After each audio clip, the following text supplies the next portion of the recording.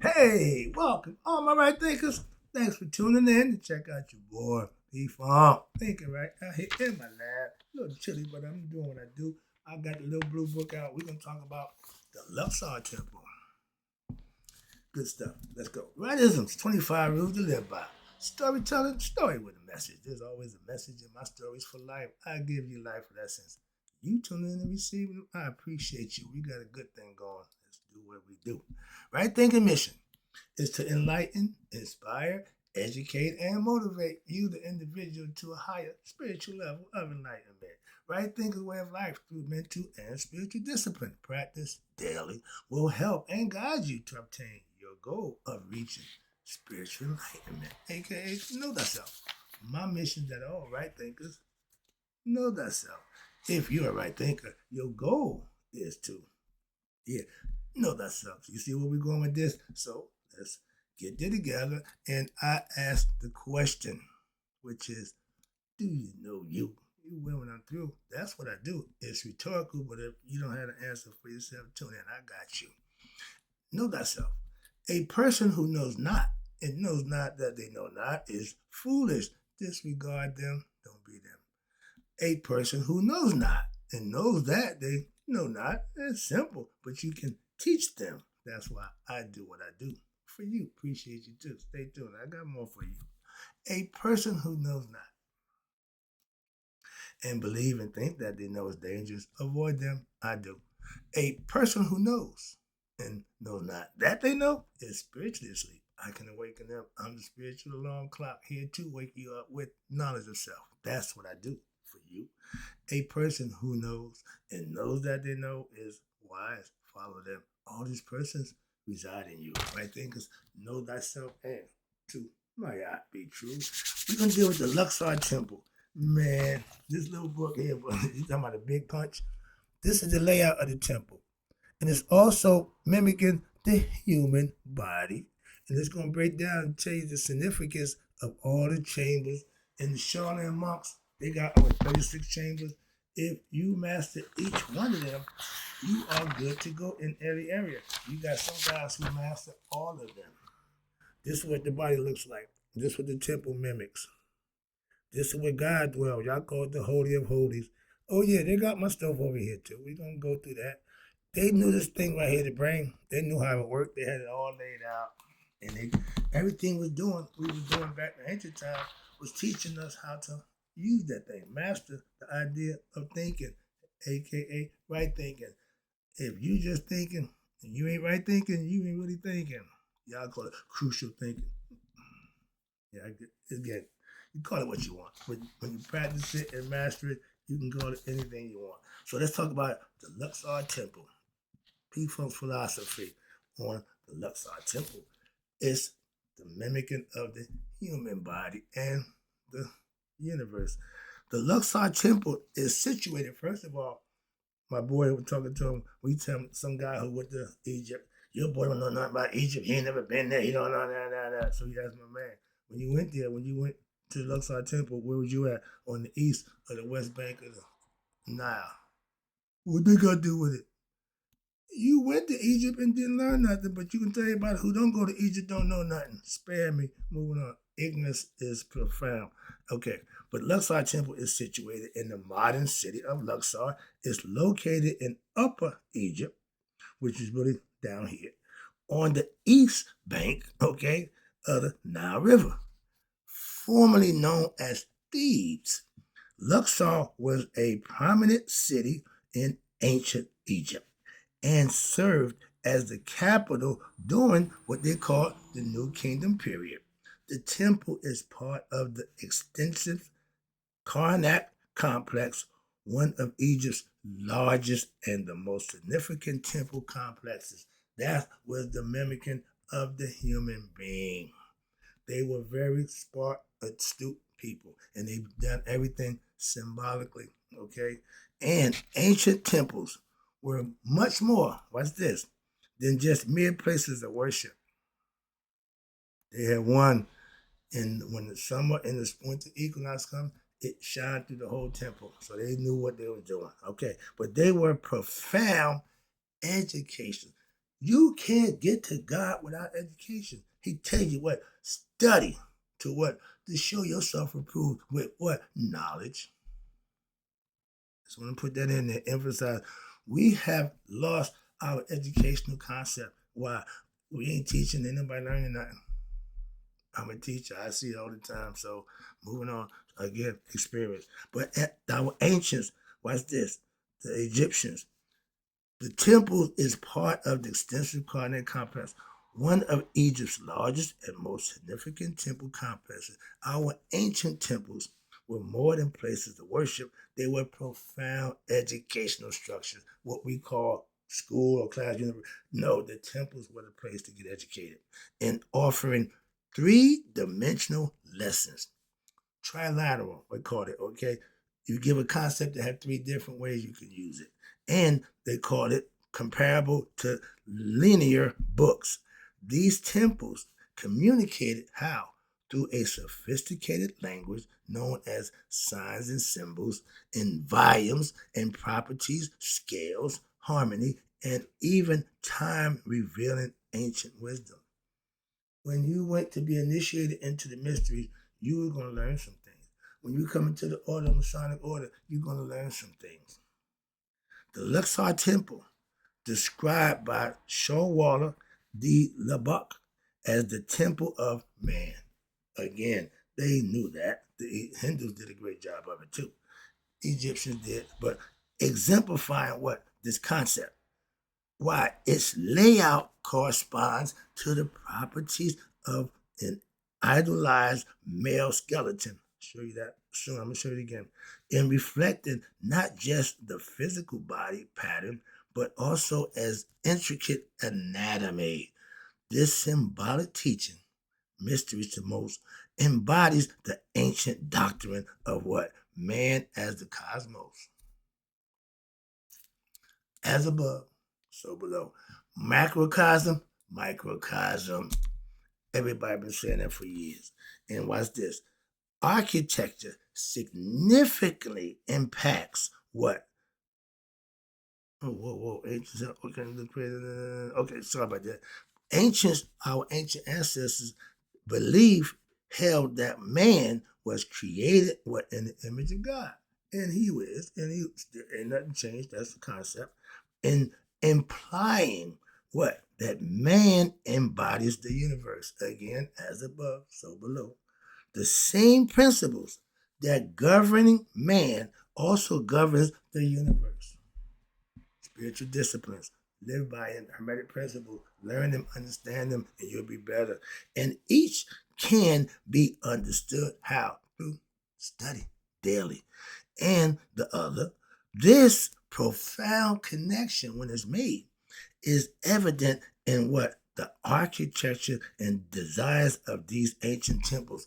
They situated them so that they would get the benefit of the winter and summer solstice twice a year.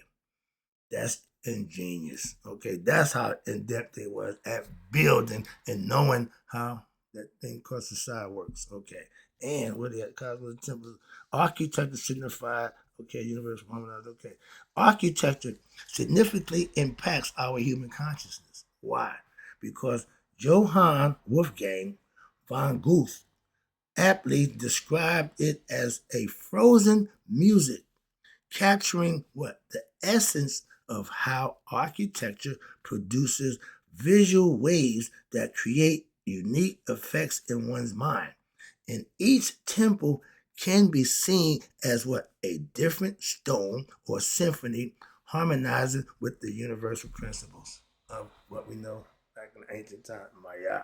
Living in harmony with nature, not disturbing it or going against it. No, harmonizing with it, aka go with the dial, go with the flow. In these temples, okay, the Luxor temple, excuse me.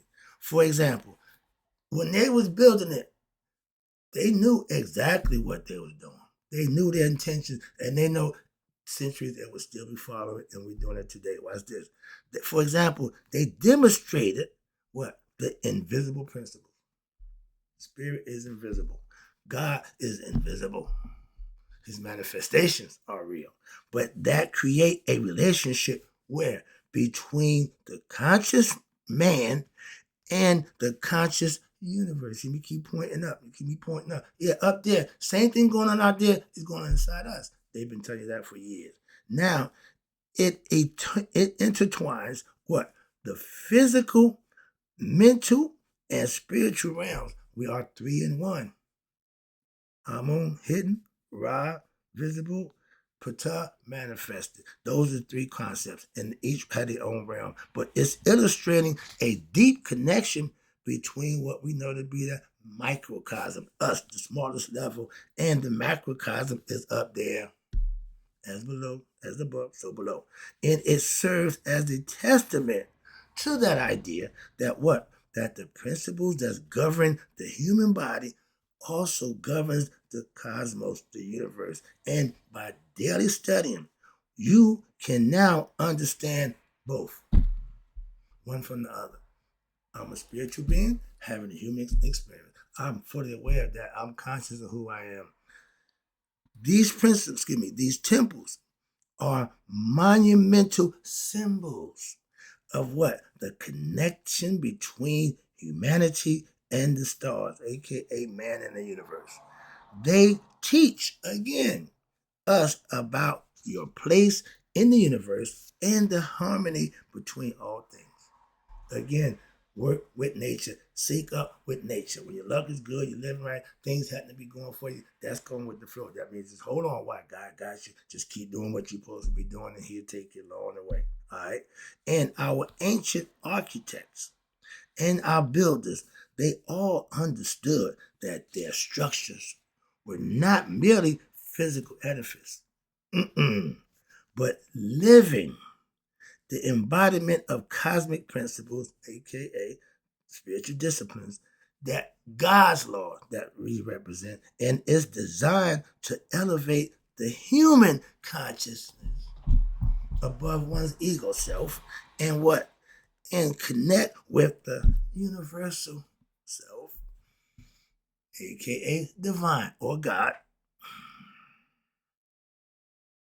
Moreover, the temples functions as educational tools. Again, there was a purpose and a reason for it, and those who came, they understood and got that.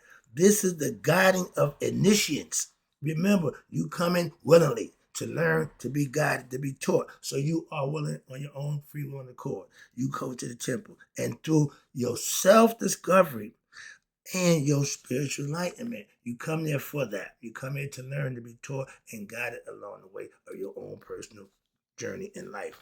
The layout and the alignment and the symbols of each temple, they play roles in imparting what we know now, hidden wisdom, knowledge about what? Our own existence and the interconnectedness of all things, aka God, nature, all our surroundings. We're all one. Their architecture also reflected their sacred knowledge of geometry, and it embodied the mathematical precision and the harmony with the cosmos. Knowing the spring, the summer equinox, and the winter, all that, they had full understanding of that, and they built their buildings, their temples to show you that. All right. In essence, the temples, again, of the ancient world were intricate tapestries of knowledge, house of knowledge, not worship, knowledge acquired, and it weaving together your physical and your metaphysical, the human and the divine. You are spirit having human spirits. That's the divine is the spirit. The human spirit is you. Thyself. God and you are one. Thyself, know that. Become conscious of that. Whatever you want to discover that, however you want to determine it. But do it. They were designed to resonate with what? Observers on multiple levels. Okay? Higher education. And providing more insight into the nature of reality and the eternal truth that governs the universe. Becoming one with God. These temples continue to what? Inspire educate, motivate, and awe in what? The recourse and the reminding of us of what? Our own profound inner wisdom of our ancestors and the timeless connection between humanity and the cosmos. It's an ongoing cycle. It don't change. It just keep going on and on. The game ain't changed, just the people, the players of the game. The game is like this. Everybody born into it. When you come into this world, you become a player. Willingly, unwillingly, don't make a difference. You get with the movement or you get run over. The Luxor temple was laid out like the human body. They tell you that. They explain it to you. They show it to you. How much more can you get? And all you have to do is what? Study, understand, and implement, and you know for yourself. You are the Luxor temple. Like Masonic brothers, y'all are King Solomon's temple. Okay? The word made flesh, all that good stuff. Y'all say that. This is the temple. This is the skeleton body. They showing you coming in to get to heaven, it's got to become conscious. The consciousness is the goal, okay, for all spiritual beings having a human experience. You want to become conscious, what? To know thyself. I'll just show you a breakdown. And on the line right here, the path to God. Just tell you, usually we had the backbone, the spinal column, but now we're doing it with what? Knowledge and understanding from the building of the temple that you can go through. Each chamber represent an aspect of your character. The Egyptians perfect with that. I got the book with a whole bunch of stuff to break that down. Again, all esoteric and symbolical teachings. The head, aka heaven, is mental. All is mental. Mind, that's where God dwells. Holy of holies for all those. Whatever you want to call it, the idea is everybody got a name for it and everybody got a concept of it. But the path to God, your heel is hell. Why? That's the material right here, earth. This is the bottom of the bottom. This is hell. You got to raise your conscious level. Don't think and act like the beastly natures of the field. Why? You're better than them. That's why you have a conscience to know thyself, aka God. That's heaven. That's mental. Becoming one in what? Consciousness and feelings. God is spirit and consciousness. That's God. And we're made in his image. We just have a physical body. Different color, whatever. But the inside is all the same. God's. Let's go. Wrap it up for you right quick. I see the clock. I can get this lesson in. I deal with the Great Pyramids after this. I done make that another lesson. All right, let's go. But the entrance to the gates of the Luxor temple is symbolically represents the feet. When compared to the human body, this is the significance and the context of what we call spiritual advancement. Started from hell, working our way up to heaven. The 7 chakras, living right. All these is all symbolical teachings of how to get to God. Where? Inside you, mentally, you got to become conscious. And the feet being the part of the body that touches the physical plane, earth, symbolizes your lower carnal mind or your lower self, the ego self. That's who and what you are without knowledge of self. That's the ego self. That's me. Yeah, and you don't really know much. You think and believe you are that when you really not. Okay. But this lower self encompasses the physical body's desires for what? Physical things and material things and pleasures of the flesh, the 5 senses, the physical body. And much as just what? They want lust, fame, wealth, and if they don't get that, they become violent to get it. I mean, they'll pretty much do anything to get what it is they think they want. And those are things that the lower self wants. Fortune, fame, money, all that good stuff, okay? All right. In the ancient understanding, these physical desires of the flesh are associated with what? The lower nature, the lower mind, thinking beastly, okay? Ego, marking what? The beginning of your spiritual journey. You're at the bottom of the barrel. The only way to do is go up. You can't go no lower. But some of us may try, but this is the bottom of the barrel. But for the ancients, embarking on this spiritual journey, it meant that you were seeking what? Knowledge and wisdom and wanting to elevate your own consciousness to become what? Aware of who you are. Know thyself. And the gates of the Luxor temple is for you coming in from the bottom and working your way up. So therefore, it serves as a powerful symbol of what? The initial stage of what? Your quest for higher knowledge. When I went to Egypt in search of higher knowledge, I had no idea what I was going to find. But what I find changed my mind. I'm a better person. Why? Because of that. Why? I went there and I found the truth. That's where the truth lies. So I went and got it. Secrets of the pyramids. Okay. And but the key is, watch this. The gates of Luxor Temple therefore serve as a powerful symbol for all initiates and initial stages for those who on their quest. Everybody ain't on the quest for higher knowledge. We understand that. And again, that's why everybody don't go to college. Everybody don't get college degrees. Understandable. But for those who are in search of higher knowledge and spiritual ascension, those are the ones I want. Those are the ones I want to talk to. Why? I can help you. That's what I know. The symbolism within each chamber of the temple, here you go, in each room in the Luxor temple is intricately connected to what? One's evolution for one's consciousness. They're teaching you, they're trying to get you to understand. And they did it purposely.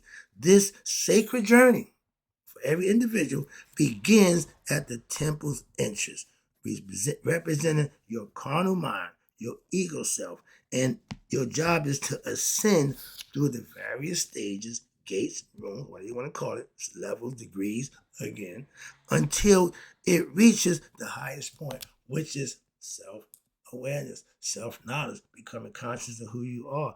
Nihas.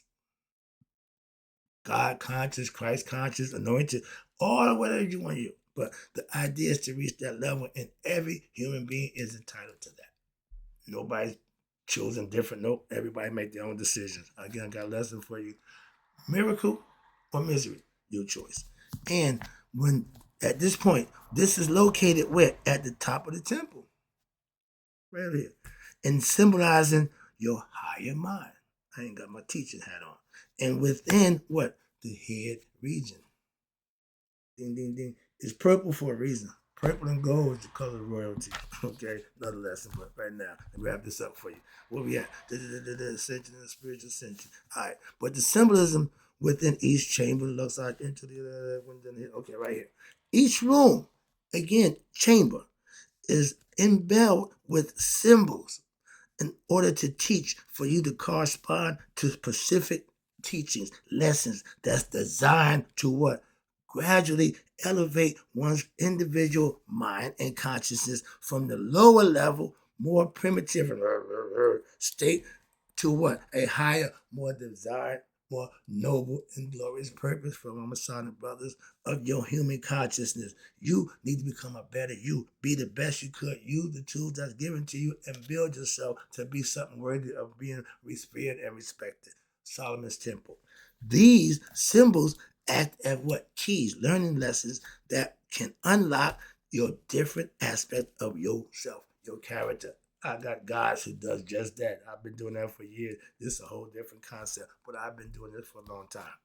And guiding you, the individual, through what? Your transformative process, like the caterpillar going to become a butterfly. If you don't obtain the knowledge you need, put the study in, put the work in, you will not transform, become an enlightened being.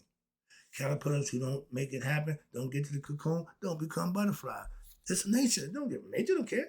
Nature is nature. Again, y'all make it personal. Everybody want to express what they. I don't give a damn. Sorry, but it is what it is. Because you had experience, don't change what it is. Moving on, you got your own understanding. And throughout history, we've known what symbols have served as reflections of the higher self and the evolution of humanity, your lower self, from your mortal beings to what? Divine beings in spirit with conscious and self-awareness, knowledge. The ancients understood that humanity itself is the universe. We just don't know it as the microcosm of the macrocosm. Again, we have stardust, all that good stuff. Every planet is in us. This profound insight, knowledge of self, recognizes that now We are truly embodied universe consciousness in a physical form. Hello? Yeah.